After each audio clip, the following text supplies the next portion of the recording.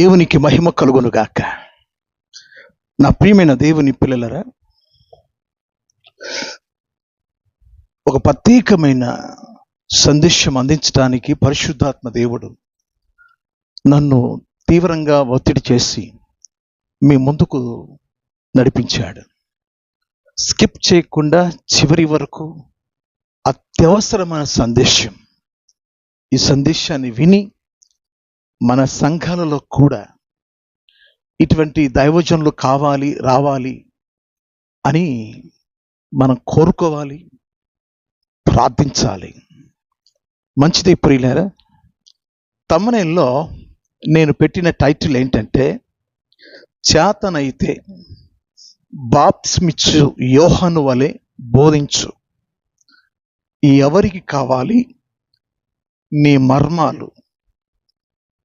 నేను ఎవరినో ఉద్దేశించి మాట్లాడినట్టు ఈ టైటిల్ ఉంది కదా, వాస్తవమే. గతంలో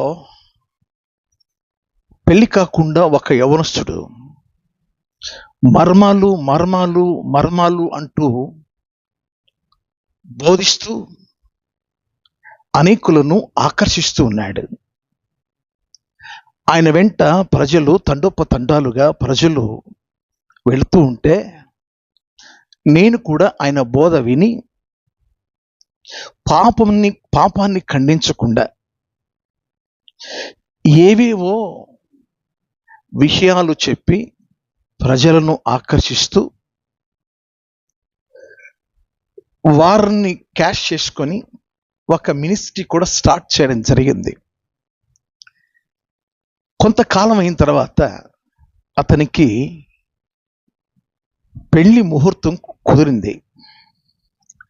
ఆ పెళ్లి రోజు అతను నివసించే పశ్చిమ గోదావరి జిల్లాలో, నేనేమి మీకు డీటెయిల్స్ ఏమి ఇవ్వట్లేదు, కానీ అక్కడికి కూడా చీరాల నుండి మేమున్న ప్రాంత ప్రజలందరూ కూడా వెళ్ళడం జరిగింది. ఆ పెళ్లిలో దేవుని ఎదుట, సంఘం ఎదుట తన భార్యకు మెడన తాళి కట్టి మరణకాలం వరకు నేను విడిచిపెట్టను, ఎన్ని పరిస్థితుల్లో కూడా నేను విడవనని ప్రమాణం చేసి భార్యగా స్వీకరించినాడు. ప్రియమైన దేవుని పిల్లలారా, ఊహించని విషయం ఏంటంటే, 3వ రోజున నా కంటపడ్డాడు. నేను అడిగా నా వ్యక్తిని, 2 రోజుల క్రితం నీకు పెళ్ళయింది, 3వ రోజున ఇక్కడ ఎందుకున్నావని అడిగాను నేను. అతడు చెప్పిన కారణాలు సరిగా లేవు. నేను అతనికి ఏం చెప్పాను అంటే, మర్మాలు కాదు కావాల్సింది, నిజ జీవితం దేవునికి కావాలి, పాపాన్ని ఖండించే బోధ కావాలి, పరిశుద్ధమైన జీవితం కావాలి. మంగళసూత్రం కట్టి, మాంగళ్యం కట్టి, వివాహమాడి 3వ రోజున మీ దాంపత్య జీవితాన్ని ప్రారంభించడానికి బదులు ఇక్కడ ఎందుకున్నట్టు అని అడిగితే ఇంకా ఏవేవో చెప్తున్నాడు. అంటే నీ సంసార జీవితానికి పనికి రాదా ఏంటి, లోపం ఏంటి? ఏవేవో తనకు నచ్చినట్టుగా చెప్తున్నాడు. కొన్ని రోజులకు మరొక స్త్రీని వివాహమాడాడు. దీని అర్థం, సేవకుడు సంఘానికి అధ్యక్షుడిగా ఉండేవాడు ఏకపత్ని పురుషుడై ఉండాలి.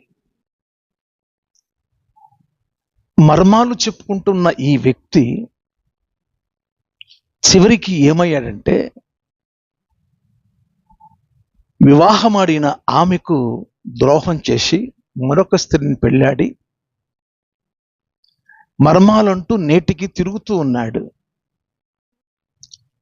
దేవుని మహాకృపను బట్టి ఆ మొదటి భార్యను, దేవుని యొక్క కృపను బట్టి దేవుడు చక్కగా ఆమె జీవితానికి అర్థం, పరమార్థం దేవుడు చూపించాడు. ఇటువంటి మర్మాలు చెప్పే క్రమము లేని బోధకులను కనిపెట్టాలి. ఆ వ్యక్తిని బట్టే ఈ టైటిల్ పెట్టాను. చేతనైతే బాప్తిస్మిచ్చు యోహాను వలె బోధించు. ఎవరికి కావాలి నీ మర్మాలు?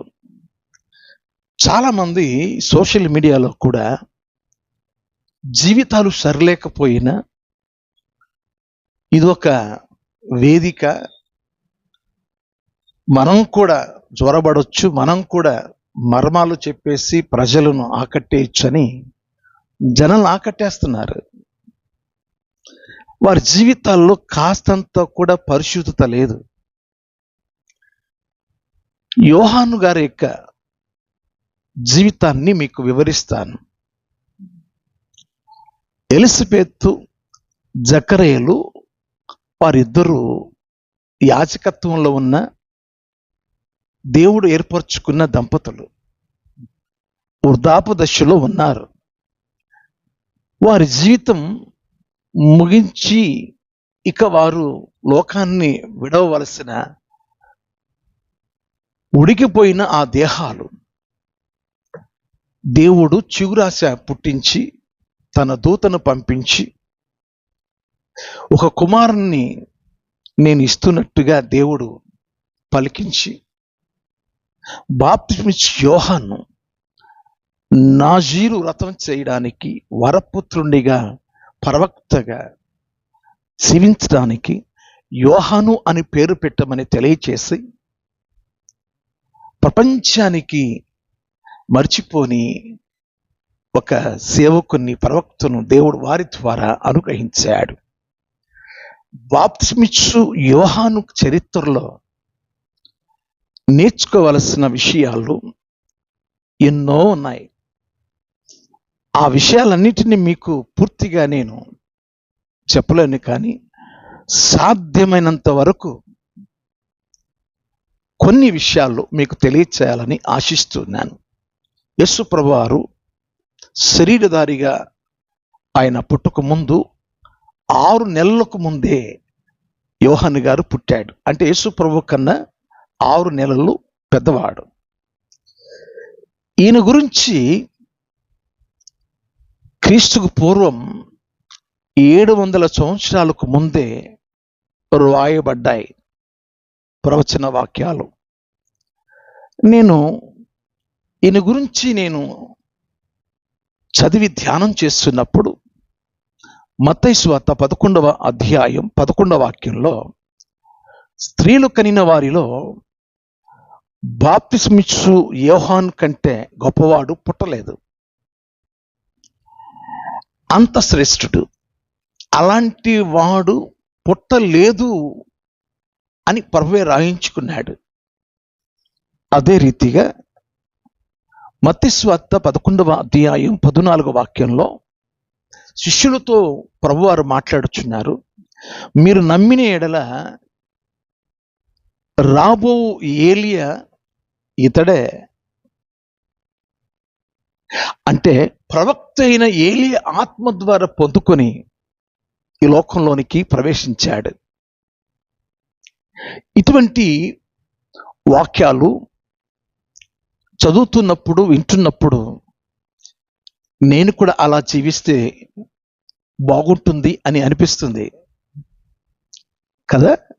ఎంతోమందిని ఆయనకలాగా జీవించేటట్టు, బాప్తిస్మిచ్చు యోహానులాగా జీవించేటట్టు ఒక శ్రేష్టమైన జీవితాన్ని అతడు చూపించాడు. ప్రియులారా, యోహాను సువార్త 1వ అధ్యాయం 23వ వాక్యం చదువుతున్నాను. అందుకు అతడు ప్రవక్త అయిన యెషయా గ్రంథంలో చెప్పినట్టు, నేను ప్రభు త్రోవ సరళము చేయడి అని అరణ్యములో ఎలుగెత్తి చెప్పు ఒకని శబ్దం అని చెప్పాను. నేనెవరినంటే యెషయా గ్రంథంలో చెప్పబడిన అరణ్యములో ప్రభు త్రోవను సరళము చేయుడి అని చెప్పే ఒక శబ్దాన్ని, అంటే ఆయన వాక్యాన్ని యెషయా గ్రంథం 40వ అధ్యాయం 3-4 వాక్యాల్లో, ఆలకించుడి, అడవిలో ఒకడు ప్రకటించుచున్నాడు. ఎట్లనగా, అరణ్యములో యెహోవాకు మార్గము సిద్ధపరచుడి, ఎడారిలో ఆ దేవుని రాజమార్గము సరళము చేయడి, ప్రతి లోయ ఎత్తు చేయవలెను, ప్రతి పర్వతము ప్రతి కొండ అణచవలెను, వంకరవి చక్కగాను కరుకైనవి సమముగాను ఉండవలెను. మానవుని జీవితాలు ఎత్తు పల్లాలుగా, కరుకుగా, వంకరగా అవి ఉన్నాయి. ఎత్తుగా ఉన్నవి అణచాలి, పల్లముగా ఉన్నవి పూడ్చాలి, కరుకుగా ఉన్నవి నునుపుగా చేయాలి, వంకరగా ఉన్న జీవితాలను సరళం చేయాలని మనుషుల యొక్క జీవితాలను బట్టి ప్రవచనం ఆయన చేసే కార్యాల గురించి, మనుషులు ఇలా ఉంటారు, వారిని ఇలా చేయడానికి దేవుడు ఏర్పాటు చేసుకున్న ఒక శబ్దం, అరణ్యంలో కేకలు వేసే ఒక శబ్దం, బాప్తిస్మిచ్చు యోహాను, ఆయన గురించిన ప్రవచనం. మత్తయి సువార్త 3వ అధ్యాయం మొదటి 3 వాక్యాలు, ఆ దినముల యందు బాప్తిస్మిచ్చు యోహాను వచ్చి, పరలోక రాజ్యము సమీపించి ఉన్నది, మారు మనస్సు పొందుడని యూదయ అరణ్యములో ప్రకటించుచుండెను, ప్రభు మార్గము సిద్ధపరచుడి, ఆయన త్రోవలు సరళము చేయడని అరణ్యములో కేకవేయు ఒకని శబ్దం అని ప్రవక్త అయిన యెషయా ద్వారా చెప్పబడిన వాడు ఇతడే. ప్రియులారా, ఇతని నిజ జీవితంలో మనం చూచినప్పుడు అరణ్యంలో ఒంటె రోమాలు కలిగిన వస్త్రాలను ధరించుకొని, ఆ యొక్క తోలిదట్టును ధరించుకొని, మిడతలు తింటూ తేనె త్రాగుతూ, తాను వచ్చిన పని ఏంటంటే ప్రభు మార్గాన్ని సరళం చేయాలి, ప్రభు త్రోవలను సిద్ధపరచాలి. ఇది దేవుడు ఆయనకు అప్పగించిన పని. ఎంతగా తన జీవితాన్ని తగ్గించుకున్నాడంటే, యోహాను సువార్త 3వ అధ్యాయం 30వ వాక్యంలో, ఆయన ఎచ్చవలసి ఉన్నది, నేను తగ్గవలసి ఉన్నది, ఆయన చెప్పుల వారులను విప్పుటకు నేను పాత్రుని కాను, నేను యోగ్యుని కాను. ఇదిగో లోక పాపములను మోసుకొని పోవచ్చున్న దేవుని గొర్రె పిల్ల అని యేసు ప్రభువును ఆ ప్రజలకు పరిచయం చేశాడు.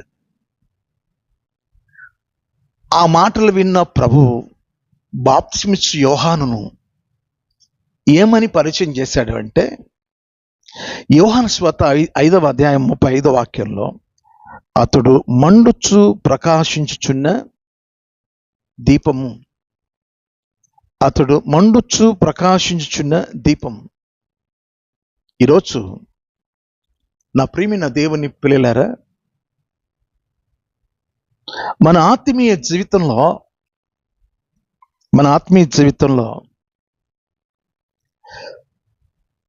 మండుచు ప్రకాశించుచున్నట్టు యోహాను గారి జీవితం అనేకుల జీవితాలను వెలిగిస్తున్నాడు, దానికోసం మండుచున్నాడు. సత్యం ప్రకాశమానంగా ఉంటుంది, చీకటిని చీల్చి పాపాన్ని చీల్చి ఛేదించి చెడ్డవారిని సన్మార్గంలోకి నడిపిస్తుంది. అందుకోసమే ఈ అంత్య దినాలలో బాప్తిస్మిచ్చు యోహాను యొక్క బోధ చాలా అవసరం. అందుకోసమే పరిశుద్ధాత్మ దేవుడు ఈ వీడియోను చేయడానికి ఆయనే కారకుడు. ఇంకా ఆయన మాటల్లో మనం చూస్తాం ప్రియులారా, లూకా సువార్త 3వ అధ్యాయం 7-8 వాక్యాలు. అతని చేత బాప్తిస్మం పొందవచ్చిన జన సమూహమును చూచి, సర్ప సంతానమా, రాబోవు ఉగ్రతను తప్పించుటకు మీకు బుద్ధి చెప్పిన వాడు ఎవడు? మారు మనస్సుకు తగిన ఫలములు ఫలించుడి. ఈరోజు బాప్తిస్మానికి తీసుకోవడానికి వచ్చిన ఆ ప్రజలను చూచినప్పుడు మారు మనసు తగిన జీవితం లేకపోవటం చేత సర్ప సంతానమా అని సంబోధించాడు. రెండవదిగా మారు మనసు తగిన ఫలములు ఫలించుడి అన్నాడు. అక్కడ జన సమూహం అని మాట ఉంది, కానీ మత్తయి సువార్తలో మత్తయి సువార్త 3వ అధ్యాయం 7వ వాక్యంలో ఆ జన సమూహంలో పరిసయ్యులు సద్దూకయ్యులు ఉన్నారు. అంటే ఇంక్లూడ్ పరిసయ్యులు సద్దూకయ్యులు. బాప్తిసం పొందడానికి వచ్చారు కానీ జీవితాలు వారిలో లేవు అని యోహాను గారు తెలియచేస్తున్నాడు. క్రీస్తునందు నా ప్రియ దేవుని పిల్లలారా, మా సంఘ విశ్వాసుల గృహంలోకి ఒక వ్యక్తి ప్రవేశించి అలాంటి వారిని ఆహ్వానం లేకుండానే వచ్చేస్తారు. అతను వచ్చి బాప్తిస్మం ఎవరివ్వాలో తెలుసా అన్నాడు. వారిని కొద్ది గలిబిలి చేశాడు. మరి ఎవరివ్వాలి అంటే అతను చెప్పిన మాట ఏంటంటే, పెండ్లి కాని వారు ఇవ్వాలి. బాప్తిస్మ ఇచ్చి యోహాను గారే కదా మొట్టమొదటిగా అందరికీ బాప్తిస్మ ఇచ్చాడు, కనుక అతనికి పెళ్లి లేదు, కనుక పెళ్లి కాని వారే బాప్తిస్వాలు ఇవ్వాలి. ఈ విషయాన్ని వారు నాకు చెప్పారు. నేను ఓ దినాన ఆ వ్యక్తితో మాట్లాడడం జరిగింది. అవునయ్య గారు, నేను చెప్పింది వాస్తవం, పెళ్లి కాని వారు ఇవ్వాలి.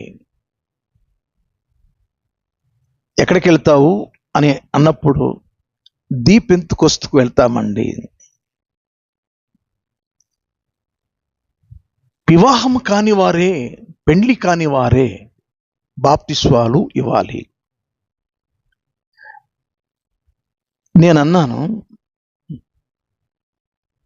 పెళ్లి కాని వారు ఇవ్వాలి అని బైబిల్లో ఎక్కడా లేదు. వివాహ వ్యవస్థ దేవునికి ఇష్టమైనది. నరుడు ఒంటరిగా ఉండుట మంచిది కాదు అని దేవుడు వివాహాన్ని సాటి అయిన సహాయంగా ఆ పురుషునికి తోడుగా భాగస్వామిగా గాఢనిద్ర కలుగు చేసి ఆ ఎముకలో ఒక ఎముక తీసి ఆ మాంసం తీసి ఓ స్త్రీని చేశాడు. ఆ పురుషుని కోసం వారిని జతపరిచాడు. అది దేవుడు ఏర్పాటు చేసుకున్న వివాహ వ్యవస్థ. పెళ్లి కాని వారి దగ్గర వెళ్ళి బాప్తిజం తీసుకోవాలనేది తప్పు బోధ, బైబిల్కి విరుద్ధమైన బోధ. పెళ్లి కాని వారు సేవ చేస్తున్నారు అంటే దేనిని బట్టి అని నన్ను అడిగితే లేఖనంలో నేను చెప్తాను చూడండి. మత్తయి సువార్త 19వ అధ్యాయం 12వ వాక్యంలో నపుంసకులు 3 రకాలు. అంటే పెళ్లి ధ్యాస లేని వారు. ఒకటి, తల్లి గర్భంలో పుట్టిన వారు. వీళ్ళకి దాంపత్య జీవితపు ఆలోచనలు వారికి ఉండవు. రెండవది, మనుషుల వలన నపుంసకులుగా చేయబడిన వారు. మూడవది, రాజ్యము నిమిత్తము తమ్మును తామే నపుంసకులుగా చేసుకొనిన వారు. ఈ మూడవది, దేవుని పరిచర్య కొరకు నేను పెళ్లి చేసుకోకుండా నేను సేవ చేసుకుంటానని తీర్మానం చేసుకున్నవారు. అంటే దీపెంతుకొస్తోళ్ళు ఆ, పెళ్లి లేకుండా సేవ చేయాలన్నది వారి సమర్పణ జీవితం. నాకు తెలిసిన వాళ్ళు చాలామంది తర్వాత వాళ్ళు పెళ్ళిళ్ళు చేసుకొని సేవలో ఉన్నవాళ్ళు నాకు చాలామంది తెలుసు. కానీ ఈ వ్యక్తి మన విశ్వాసి గృహంలోకి ప్రవేశించి పెళ్లి కాని వారి దగ్గరే బాప్తిసం తీసుకోవాలన్న ఆ తప్పుడు బోధ నేను ఖండించి మాట్లాడాను.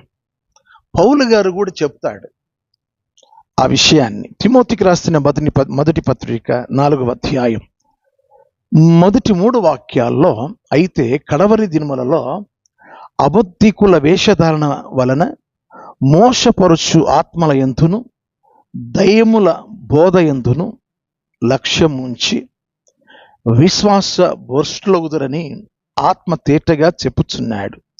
ఆ అబద్ధికులు వాత వేయబడిన మనస్సాక్షి గలవారై వివాహము నిషేధించుచు సత్య విషయమై అనుభవ జ్ఞానము గల విశ్వాసులు కృతజ్ఞతాస్తులు చెల్లించి పుచ్చుకుని నిమిత్తము దేవుడు సృజించిన ఆహార వస్తువులను కొన్నిటిని తినుట మానవాలని చెప్పుచుంటారు. మన సబ్జెక్ట్ ఏంటంటే, ఈ కడవరి దినములలో అబద్ధ బోధ చేస్తున్న వేషధారణ దయ్యపు బోధ కలిగిన వారు ఏం చేస్తారంటే వివాహాన్ని నిషేధిస్తారట. పెళ్లి చేసుకోకుండా సేవ చేయాలి, వారి దగ్గర బాప్తిసం తీసుకోవాలి. ఇది తప్పు బోధ అని పౌలు గారు ఖండిస్తున్నారు. ఈరోజు క్రీస్తునందు ప్రియ దేవుని పిల్లలారా, పౌలు గారు కూడా ఈ అంత్య దినాలలో ఈ పని చేస్తున్నారు. వివాహ వ్యవస్థ దేవుడు ఏర్పాటు చేసింది, ఇలాంటి వారు వివాహం చేసుకోకూడదని ఖండిస్తున్నారు. అది తప్పు అని లేఖను మన కొరకు దేవుడు రాయించి పెట్టాడు. పెళ్లి కాని వారి చేత బాప్తిసం తీసుకోవాలని తప్పుడు బోధ, అది దయ్యపు బోధ అని వాక్యం చెప్తుంది. ఆ తర్వాత ఆ వ్యక్తి నన్ను దేవుని సేవకు పిలిచాడని అతడు సేవను ప్రారంభించాడు. ఆ కాలువ కట్ట మీద ఒక పాక వేసి సేవ ప్రారంభించాడు. అతనికి పెళ్ళి అయి ఉంది. పెళ్లి కాని వారి చేత బాప్తిసం తీసుకోవాలన్నవాడు రండి, నా దగ్గరికి రండి అని బాప్తిసాలు తీసుకొని అని పిలుస్తున్నాడు. కానీ కొంతకాలానికి అతడు చనిపోయాడు. ఎందుకు ఈ సందర్భాన్ని జ్ఞాపకం చేస్తున్నానంటే, ఎవరి దగ్గర బాప్తిసం తీసుకోవాలో చాలా మందికి అర్థం కావట్లేదు. నేటి కాలంలో ఎవరంటే వాళ్ళు బాప్తిసాలు ఇస్తుంటే వెళ్ళిపోయి తీసేసుకుంటున్నారు. మనుష్యులలో లోకములో నుండి తన కోసం ప్రత్యేకపరుచుకున్న దైవజనులను గుర్తుపట్టలేకపోతున్నారు. పరలోక సంబంధమైన పిలుపు చేత, ఉన్నతమైన పిలుపు చేత, అది స్వరము ద్వారా, వాక్యపు అనుభవాల ద్వారా అనేక మంది సేవకులను ఈ ప్రపంచంలో దేవుడు విశేషంగా అభిషేకించుకొని ఆత్మ ద్వారా సేవ జరిగిస్తున్న అటువంటి సేవకుల దగ్గరకు మనం వెళ్ళి ఒక ప్రత్యేకమైన సాక్ష్యం కలిగిన జీవితాన్ని కలిగిన సేవకుల దగ్గరికి వెళ్ళి మనం బాప్తిసాలు తీసుకోవాలి. ఏ సంఘం నుంచి వచ్చాడో అడిగే పని లేదు, ఈ వ్యక్తి ఎవరో అడిగే పని లేదు, పాపాలు మానుకున్నావా అని అడిగే పని లేదు. ముంచి లేపడమే. కారణం ఏంటంటే సేవకుడు కాడు. సేవకుడు కాకుండానే అనేక మందికి బాప్తిసాలు ఇవ్వడం అది చాలా దుష్టత్వపు చర్య. అది సాతాను పరిచర్య. అందుకోసమే చాలా మంది వారికి అనుకూలమైన బోధకులను ఏర్పాటు చేసుకొని కల్పన కథల వైపుకు మర్మాలు అంటూ చెప్పుకుంటున్నారే, అక్కడికి వెళ్ళిపోయి వారికి సాక్ష్యం లేకపోయినా, వారు ఏ పని చేసుకుంటున్నా, వారి దగ్గర జనాలు చాలామంది ఉన్నారు, నాకు ఒక గుర్తింపు వస్తుందని అలా వెళ్ళిపోయి అలా తీసేసుకొని విశ్వాస భ్రష్టులుగా బ్రతుకుతున్నారు. యోహాను గారి యొక్క బోధ ఏంటంటే, బాప్టిస్మం తీసుకోవడానికి ఆయన దగ్గరికి వచ్చారు. వచ్చిన వారితో బాప్టిస్మం ఇచ్చేయాలని అనుకోలే. ఆ జన సమూహం లూకాసు 3వ అధ్యాయం 7-8 వాక్యాల్లో మనం చదువుకున్నాం. ఆ జన సమూహాన్ని చూచి, ఆ పరిశీలను సద్దుకాయలను చూచి, సర్ప సంతానమా, రాబో ఉగ్రతుండి తప్పించుకున్నట్టుకు బుద్ధి చెప్పిన వాడు ఎవడు? మారు మనసు తగిన ఫలములు మీరు ఫలించండి. ఇది కదా బోధ అంటే. మారు మనసు అక్కర్లేకుండా, జీవితంలో మార్పు లేకుండా బాప్టిస్మాలు ఇచ్చేస్తుంటే తీసేసుకొని విశ్వాస భ్రష్టులుగా జీవిస్తున్నారు నేటి కాలంలో. యోహాను ఖండిస్తున్నాడు. సర్ప సంతానమా, రాబో ఉగ్రతుండి తప్పించడానికి మారు మనస్సు ఫలములు లేకుండా బాప్టిజం తీసుకుంటున్నారా మీరు? వెళ్ళండి. క్రీస్తు యేసు కలిగిన ఈ మనస్సును మీరు కూడా కలిగి ఉండాలి. మారు మనస్సు అంటే దేవుని మనస్సు, తగ్గింపు మనస్సు, దేవుని కొరకు సాక్షిగా జీవించటం, దేవుని రాజ్యం కోసం బ్రతకడం, ఈ భూ సంబంధమైన వాటి కొరకు జీవించకుండా పరలోక సంబంధమైన జీవితాన్ని, అనగా పరిశుద్ధమైన జీవితాన్ని జీవించాలి. ఆ పరిశీలకు సద్దుకాయలకు, ఆ జన సమూహానికి బాప్తిస్మం ఇవ్వకుండా వారికి బుద్ధి చెప్పి పంపించినాడు. అది మొదట గ్రూపు. రెండవ గ్రూపు వారు వచ్చారు, రెండవ సమూహం వచ్చారు. వాళ్ళు ఎవరంటే, లూకాసు 3వ అధ్యాయం 9-10 వాక్యాలు. ఇప్పుడే గొడ్డలి చెట్టు వేరున ఉంచబడి ఉన్నది గనుక మంచి ఫలము ఫలించని ప్రతి చెట్టును నరకబడి అగ్నిలో వేయబడునని చెప్పాను. అందుకు జనులు, అలాగైతే మేమేమి చేయవలనని అడుగుగా, 2 అంగీలు గలవాడు ఏమీ లేని వానికి ఇవ్వలేను, ఆహారము గలవాడును అలాగే చేయవలెను. కాబట్టి మరొక ప్రత్యేకమైన గుంపు వచ్చారు. వారికి ఏం చెప్పాడు అంటే, గొడ్డలి చెట్టు వేరున ఉంచబడింది, మంచి ఫలములు ఫలించని చెట్టు నరకబడి అగ్నిలో వేయబడుతుంది. ఆ మాటకు వారు భయపడి, అయ్యా మేమేం చేయాలి? బాప్తిసం కన్నా ముఖ్యం ఈ పని చేసిరండి. మీరు వస్త్రహీనులుగా ఉన్న వారికి వస్త్రాలు ఇవ్వండి, ఆకలి కొన్న వారికి ఆహారం పెట్టండి, ఆ పని చేసిరండి, మీకు బాప్తిసం ఇస్తానని కొంతమందిని చెప్పి పంపించినాడు. తర్వాత 3వ గుంపు వారు వచ్చారు. లూకాసు 3వ అధ్యాయం 12-13 వాక్యాలు. సుంకరులను బాప్తిస్మము పొందవచ్చి, బోధకుడా మేమేం చేయవలని అడుగగా, అతడు, మీకు నిర్ణయింపబడి దాని కంటే ఎక్కువ తీసుకుని వద్దని వారితో చెప్పాను.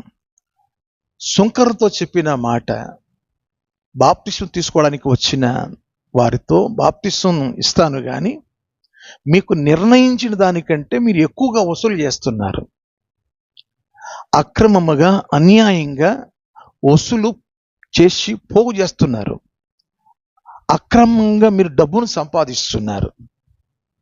అది మీరు మానుకోవాలి. అన్యాయస్తులు దేవుని రాజ్యానికి చేరరు. అలాంటప్పుడు బాప్తిసం ఎందుకు? మీరు వెళ్ళి రిటర్న్ చేయండి. ఆ పని మీరు ఒకవేళ అన్యాయంగా డబ్బు సంపాదించి ఉంటే అది రిటర్న్ చేయండి. మరి 3 గుంపులు వారికి అలా చెప్పి పంపడం జరిగింది. 4వ గుంపు లూకా సువార్త 3వ అధ్యాయం 14వ వాక్యంలో సైనికులు వచ్చారు. సైనికులు ఏమంటున్నారంటే, మేమేమి చేయవలని అతనిని అడిగిరి. అందుకు అతడు, ఎవరిని బాధ పెట్టొద్దు, 1. 2, ఎవని మీద అపనింద మోపవద్దు, 3, మీ జీతాలతో తృప్తి పొంది ఉండమని చెప్పడం జరిగింది. అంటే వీళ్ళు కఠినంగా బాధ పెడుతున్నారు.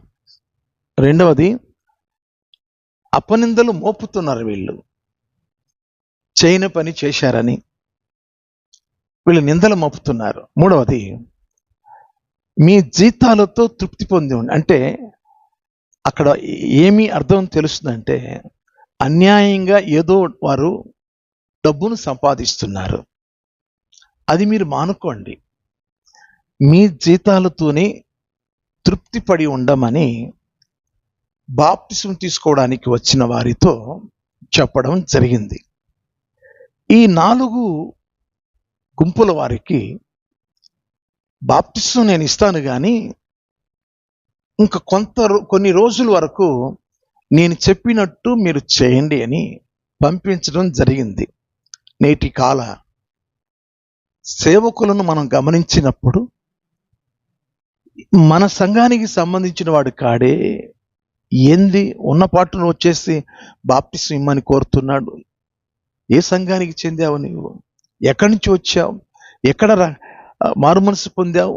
ఇవేవి లేకుండగా ముంచి లేపేసి వారం వారం వస్తుండు సంఘానికి అని వారిని అందరినీ చేర్చుకొని నేటి కాలంలో బాప్తిసం ఇవ్వడానికి అర్హత లేకపోయినప్పటికీ, సమర్పణ జీవితం లేకపోయినప్పటికీ, సాక్షార్థమైన జీవితం లేకపోయినప్పటికీ వారికి బాప్తిస్వాలు ఇచ్చేసేయడం, నేను కూడా పాస్టర్ గారిని, నేను కూడా సేవకుణ్ణి, నేను పాస్టర్ల కంటే బాగా బోధించేవాడిని అని మనుషులను పోగేసుకుంటున్నారు. నేనేమంటున్నానంటే, చేతనైతే బాప్తిసమిచ్చు యోహాను గారి యొక్క బోధ చేయి. నీ మర్మాలు ఎవరికి కావాలి? ఎవరికి కావాలి నీ మర్మాలు? మర్మము అంటే చిక్కుబడిన దారాన్ని తీయడం, అంటే అర్థం కాని విషయాన్ని అర్థమయ్యేటట్టు చెప్పడం. అంటే ఒక వ్యక్తికి ఆ ఊరికి ఇది దారి అని చెప్పడం, అంటే విషయం తెలుస్తుంది అని అర్థం, మర్మం యొక్క పరమార్థం. కానీ మర్మాలు బోధించినంత మాత్రాన పరలోకానికి చేరరు, పాపులు పరిశుద్ధులుగా మారరు. విషయం తెలుస్తుంది, దట్స్ ఆల్, అంతవరకే. నేను తెనాల్లో స్పీకర్గా వెళ్ళాను. నాతో పాటు మరొక స్పీకర్ కూడా ఉన్నాడు. మేమిద్దరం కలిసి బోధించాం. బోధన అయిపోయింది, రూముకు వచ్చాం. నాతో పాటు స్పీకర్గా బోధించిన ఆ బోధకుడు నాతో ఏమంటున్నాడంటే, పాపాలను ఖండించకూడదయ్యా, అంత పబ్లిక్గా పాపాలను ఖండించకూడదు అంటున్నాడు. మరి ఏం చెప్పాలి అంటే, థియాలజీ చెప్పాలి, మర్మాలు చెప్పాలి, ఏవేవి అర్థం కాని విషయాలు ఉన్నాయో వాటిని మనము చక్కగా వివరంగా చెప్పాలి. తిమోతికి రాసిన మొదటి పత్రిక 5వ అధ్యాయం 20వ వాక్యం చదువుతున్నాను. ఇతరులు భయపడు నిమిత్తము పాపము చేయువారిని అందరి ఎదుట గద్దింపుము. పాపం చేసేవారిని అందరి ఎదుట గద్దించు. దైవజనుడు సన్నద్ధుడై ప్రతి లేఖనమును బోధించుటకు, ఖండించుటకు, బుద్ధి చెప్పుటకు, శిక్ష చేయుటకు ప్రయోజనకరం. యేసు ప్రభువారు సర్పములారా, సర్ప సంతానమా అని మాట్లాడాడు. ఒక వ్యక్తిని 38 సంవత్సరాలు కోనేరు దగ్గర పడి ఉంటే అతన్ని బాగు చేసిన తర్వాత మందిరంలో కనబడినప్పుడు ఆ వ్యక్తితో మాట్లాడిన మాట నేను మీకు చదివి వినిపిస్తాను. యోహాను సువార్త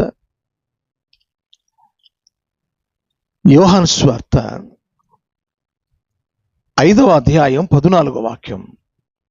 అటు తర్వాత యేసు దేవాలయములో వానిని చూచి, ఇదిగో స్వస్థత నొందుతివి, మరి ఎక్కువ కీడు నీకు కలగకుండా ఉండునట్లు ఇకను పాపము చేయకుమని చెప్పాను. యోహాను సువార్త 8వ అధ్యాయం. పాపం చేత పట్టబడిన పాపాత్మురాలు మోషే ధర్మశాస్త్ర ప్రకారంగా రాళ్లతో ఆమెను కొట్టి చంపాలని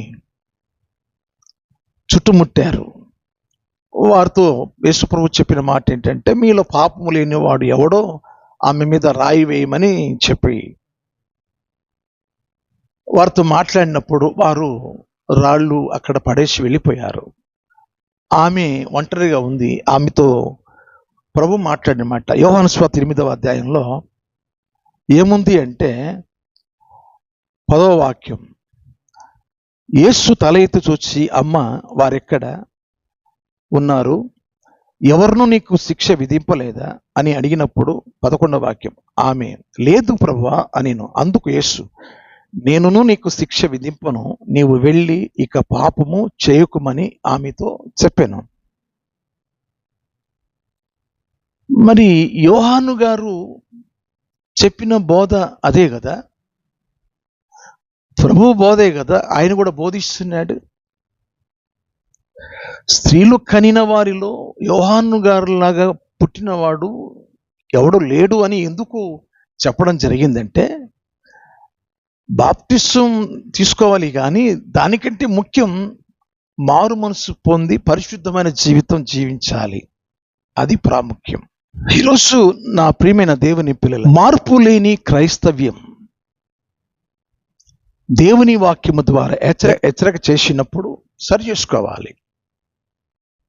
నేటి కాలంలో సంస్థలలో పాపాన్ని ఖండించే ఒక బోధకుడు ఆ సంఘంలో బోధిస్తున్నప్పుడు, ఇతడు మనకు పనికిరాడు, ప్రతి నెల మనం జీతం ఇస్తున్నాం, పాపం చేయొద్దని బోధిస్తున్నాడు, ఇతడు మనకు పనికిరాడు, వెంటనే ట్రాన్స్ఫర్. బాప్తిస్మిచ్చు యోహాను బోధించే అటువంటి బోధకులు మనకు కావాలని మనం కోరుకోవాలి. పాపము లేని జీవితం కదా కావాల్సింది. యోహాను రాసిన మొదటి పత్రిక 5వ అధ్యాయంలో 18వ వాక్యంలో, దేవుని మూలంగా పుట్టినవాడు పాపం చేయడు, దేవుని మూలంగా పుట్టిన ప్రతివాడు పాపం చేయజాలడు. అయితే అతడు తన్ను భద్రం చేసుకుంటాడు కనుక దుష్టుడు వానిని ముట్టడు. దేవుని ఆత్మ పొందుకున్న ప్రతి ఒక్కరు కూడా పాపం చేయరు, చేసేవారిని ఖండిస్తారు. ఏలియా గారి ఆత్మ పొందుకున్న బాప్తిస్మిచ్చు యోహాను గారు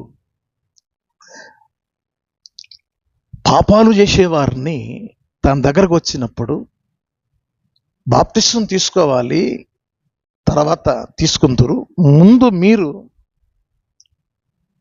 ఇలా చేయమని వాళ్ళకి చెప్పి పంపించినాడు. యోహాను గారి యొక్క బోధ చాలా మందికి నచ్చదు. లోపల ప్రేమించుట కంటే బహిరంగంగా గద్దించుట మేలు. నిజమైన స్నేహితుడు గాయాలు చేస్తాడు, కారణం మేలు కోరి వాస్తవాలు చెప్తాడు. దేవుని ఆత్మ కలిగిన దైవజనుడు మనకు కనివిప్పు కలిగేటట్టుగా మన బలహీనతల గురించి మాట్లాడినప్పుడు, మన ఆత్మీయ జీవితం కుంటుబడినప్పుడు మేలుకరమైన సందేశం వారి ద్వారా దేవుడు అందిస్తున్నప్పుడు మనం ఆ ప్రకారంగా జీవించాలి. ఈరోజు ప్రియ దేవుని పిల్లలు, అటువంటి బోధకులు అరుదైపోయారు. కాబట్టి చేతనైతే బాప్తిస్మిచ్చు యోహాను యొక్క బోధను బోధించు. నీ మర్మములు ఎవరికి కావాలి? ఎవరికి కావాలి నీ మర్మాలు? మర్మాలు దేనికండి? యెహోవా భక్తులకు ఆయన మర్మాలు తెలిసే ఉన్నవి.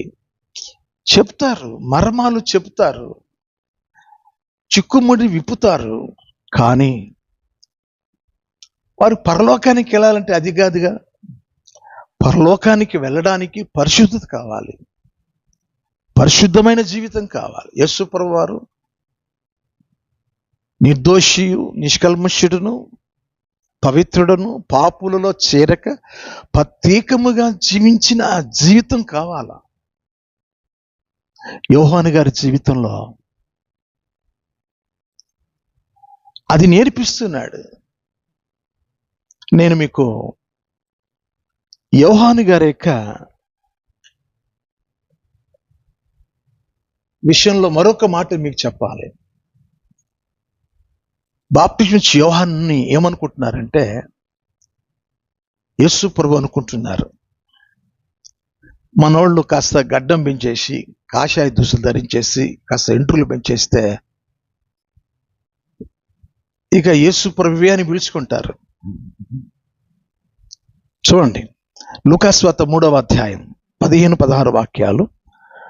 ప్రజలు కనిపెట్టుచు ఇతడు క్రీస్తై ఉండునేమో అని అందరూ యోహాను గూర్చి తమ హృదయములో ఆలోచించుకొనుచుండగా యోహాను, నేను నీళ్ళల్లో బాప్తిస్మం ఇస్తున్నాను, అయితే నాకంటే శక్తిమంతుడు వచ్చుచున్నాడు, ఆయన చెప్పుల వారును విప్పుటకు పాత్రుడును కాను, ఆయన పరిశుద్ధాత్మతోను అగ్నితోను మీకు బాప్తిస్మము ఇచ్చును.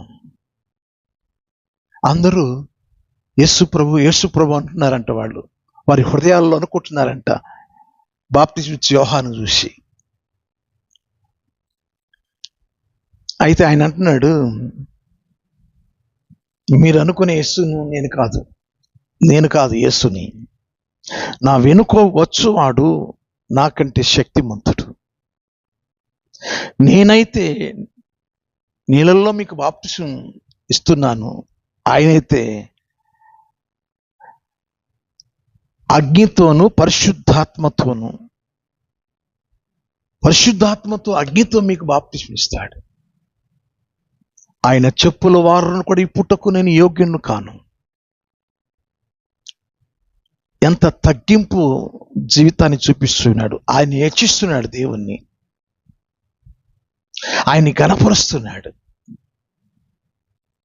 ఎందుకంటే ప్రభు త్రోవను సరళం చేసిన వాడు. కరుకు వంటి జీవితాలను నునుపు చేయడానికి, ఎత్తైన జీవితాలను అణిచి సమముగా చేయడానికి, లోతుగా ఉన్న వాటిని పోడ్చడానికి, వంకరగా ఉన్న మార్గాలని తిన్నగా చేయడానికి, ఆ మార్గాన్ని సిద్ధపరచడానికి ప్రభు కంటే ముందు ఆయన ప్రభు త్రోవను సిద్ధపరచడానికి వచ్చిన అరణ్యములో శబ్దం. యోహాను గారి యొక్క జీవితం సేవకులకు ఒక మాదిరి. ఆయన రోషం కలిగి ఏలియాలాగా ఖండించాడు. ఈరోజు ఇటువంటి బోధకులు అరుదు. పాపాన్ని ఖండించే బోధకులను పిలవరు. ఎందుకంటే ఇటువంటి దైవజనులు ముందు వారి ప్రవర్తన చూస్తారు. దేవుడు ముందు చూసేది ఏంటి? ప్రవర్తన. పేతురు రాసిన 2వ పత్రిక 3వ అధ్యాయం 12వ వాక్యంలో, మీరు రాకడలో ఎత్తబడాలంటే మీరు పరిశుద్ధమైన ప్రవర్తన కలిగి ఎంతో జాగ్రత్తగా ఉండండి అని ఉంది. అది కదా మనల్ని పరలోక రాజ్యానికి తీసుకెళ్లేది. పరిశుద్ధత అంటే పాపము లేని జీవితం, దేవుని ఆత్మ కలిగిన జీవితం. అది కదా యోహాను గారు చెప్పారు.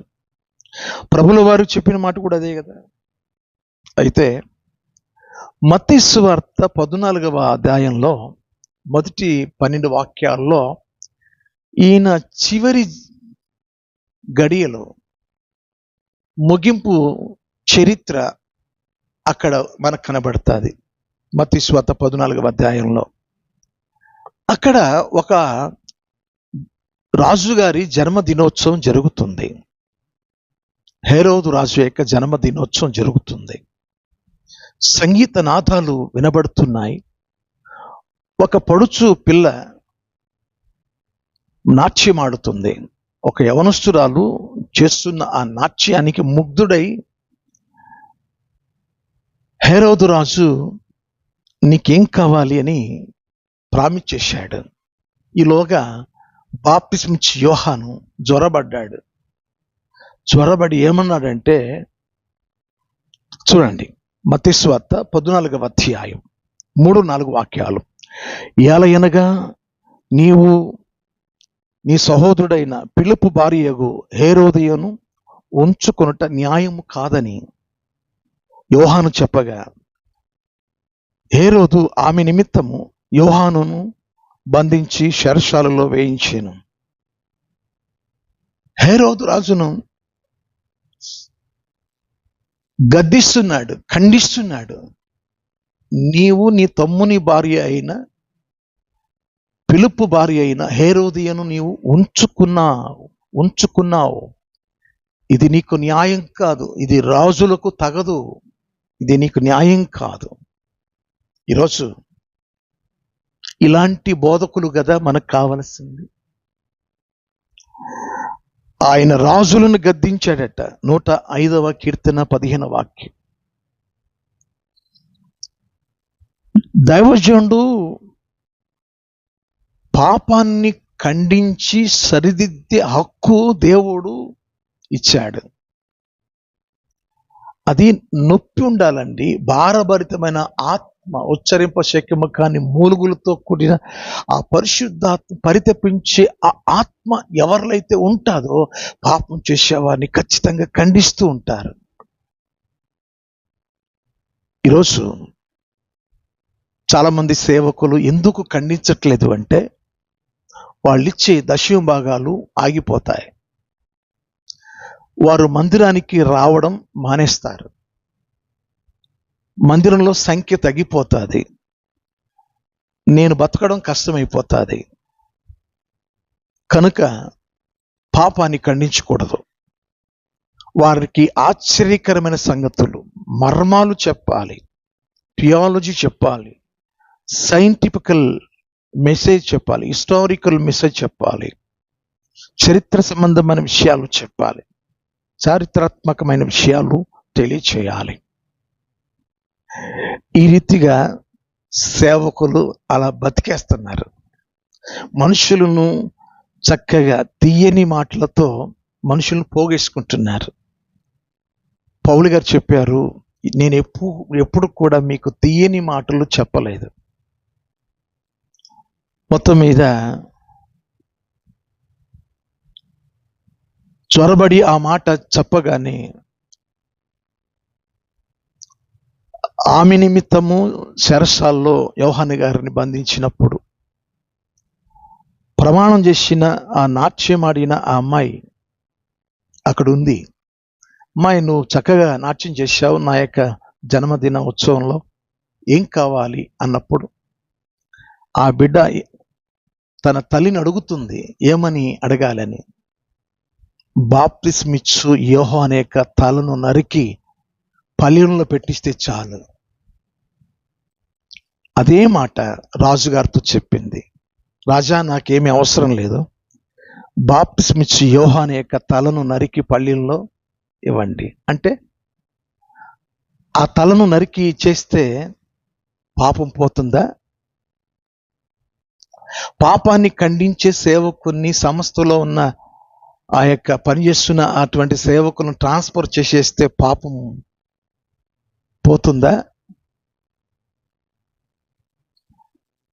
దేవుడు ఊరుకుంటాడా? బైబిల్ చెప్తుంది, యోబు గ్రంథం 24వ అధ్యాయం 19వ వాక్యంలో, పాపము చేయువారిని పాతాళం పట్టుకుంటుంది. సంఖ్యాకాండం 32వ అధ్యాయంలో 23వ వాక్యంలో, మీ పాపాలు మిమ్మల్ని పట్టుకుంటాయి. సామెతల గ్రంథం 14వ అధ్యాయం 34వ వాక్యంలో మీ పాపములు మీకు అవమానాన్ని కలిగిస్తాయి. యోబు గ్రంథం 31వ అధ్యాయం 3వ వాక్యం పాపం చేయి వారికి దురవస్థ ప్రాప్తించును. చాలా మంది పాపాన్ని ఖండించక, పాపం చేసే వారికి బుద్ధి చెప్పక, అక్రమములో ఉన్న వారికి క్రమాలు తెలియచేయక, సంఘములో విశ్వాసి క్రమముగా మర్యాదగా నడుచుకోవాల్సింది బోధించక, ప్రకటన గ్రంథం 21వ అధ్యాయం 27వ వాక్యంలో గొర్రెపిల్ల జీవ గ్రంథంలో ఎవని పేరు రాసి ఉంటే వారే పరలోకంలోకి ప్రవేశిస్తారు. నిషిద్ధమైనది, అపవిత్రమైనది, అసహ్యమైనది లోనికి ప్రవేశించదు. సంఘములో విశ్వాసి పరిశుద్ధత కలిగిన జీవితాన్ని జీవించాలి. ఆ హేరోదు రాజు అనుకున్నాడు, మనం అడ్డు తొలగించేసుకున్నాం, ఇక హేరోదేయతో మనం పాపంలో కొనసాగించుకోవచ్చు అని అనుకున్నాడు. కానీ దేవుని కన్ను ఎర్ర చేశాడు. అతడు పురుగులు పడి చచ్చాడు. మనం అపోస్తుల కార్యముల గ్రంథంలో 12వ అధ్యాయంలో 23వ వాక్యంలో పాపము చేసే వారికి ప్రతిఫలం నిత్య నరకాగ్నిగుండం. నేను మీకు చెప్తున్నాను ప్రియులారా, ప్రారంభంలో ఒక బోధకుడు మర్మాలు అంటూ చెప్పుకుంటూ భార్యను వదిలిపెట్టేసి సంఘములో వివాహమాడిన ఆమెను వదిలిపెట్టి మరొక వివాహం చేసుకొని ఈనాడు మర్మాలంటూ తిరుగుతున్నాడు. భార్య బతికి ఉండగా మరొక స్త్రీతో కాపురం చేయడం వ్యభిచారం. వ్యభిచారులు పరలోకంలోకి ప్రవేశించరు. ప్రకటన గ్రంథం 21వ అధ్యాయం 8వ వాక్యం. ఇలా బోధించే పరిశుద్ధాత్మ ద్వారా అనేక మంది బోధకులు సంఘాల్లో కావాలి, లేవాలి. సత్యము ఎప్పుడు నిద్రపోదు. కనుక యేసు ప్రభువును లేకుండా చేయాలని వాళ్ళు అన్యాయపు తీర్పు విధించిన వారే ఏం చేశారు? సిలువలో ఆయన్ని చంపాలని చంపారు. 3వ దినాన లేచాడు. యోహాన్ని చంపారు. యోహాను వంటి బోధకులు ఈనాడు ఎంతమంది లేరు? యోహానులాగా బోధించే బోధకులు ఎంతమంది లేరు? యేసులాగా బోధించేవారు ఎంతమంది లేరు? అందుకోసమే చేతనైతే బాప్తిస్మిచ్చు యోహానులా బోధించు. ఎవరికి కావాలి నీ మర్మాలు? కల్పన కథలు చెప్పుకుంటూ, తీయని కథలు చెప్పుకుంటూ ప్రజలను పోగేసుకుంటున్నారు. పాపాల గురించి చెప్తే మనుషులు రారు, తగ్గిపోతారు. నాకు రావలసిన రాబడి తరిగిపోతుంది, నేను బతకడం కష్టం. వారి పాపాల గురించి ఎత్తితే నాకే నష్టం. ఈనాడు సుఖముగా బతకడం నేర్చుకున్నారు. సత్యాన్ని బోధించడానికి బదులు సత్యానికి విరుద్ధంగా బోధిస్తున్నారు. ఈరోజు పరిశుద్ధాత్మ దేవుడు మండుచున్న దీపంలాగా బాప్తిస్మిచ్చు యోహాను వాడుకున్నట్టు మన సంఘాల్లో మన దైవజనుడు అలా మండుతున్నాడా లేదా? మండడం అంటే సత్యాన్ని వెలికి తీయడం, అనేక మంది జీవితాలను బాగుపరచడం, అనేక మంది జీవితాలను ప్రభువులోకి నడిపించడం. అలా మన దైవజనుడు ఉంటే చాలా మంచిది. ప్రభు యేసు నామములో మీకు నా శుభములు మరోసారి తెలియచేస్తున్నాను. అటువంటి సేవకులు కావాలని మీరు కోరుకోండి. మంచిది ప్రియులారా, ఇటువంటి విషయాలను మీరు విని మౌనంగా ఉండకుండా అనేకులకు షేర్ చేయండి, లైక్ చేయండి, ఈ ఛానల్కు సబ్స్క్రైబ్ చేయండి. మరో వీడియోలో మీ ముందుంటాను. అంతవరకు సెలవు. మెండారుగా దేవుడు మిమ్మల్ని దీవించునుగాక, మిమ్మల్ని సత్యం నుండి సర్వసత్యములోనికి మిమ్మల్ని నడిపించునుగాక. షలోమ్. Praise the Lord. Hallelujah. God bless you. మీ అందరికీ నా వందనాలు. Thank you.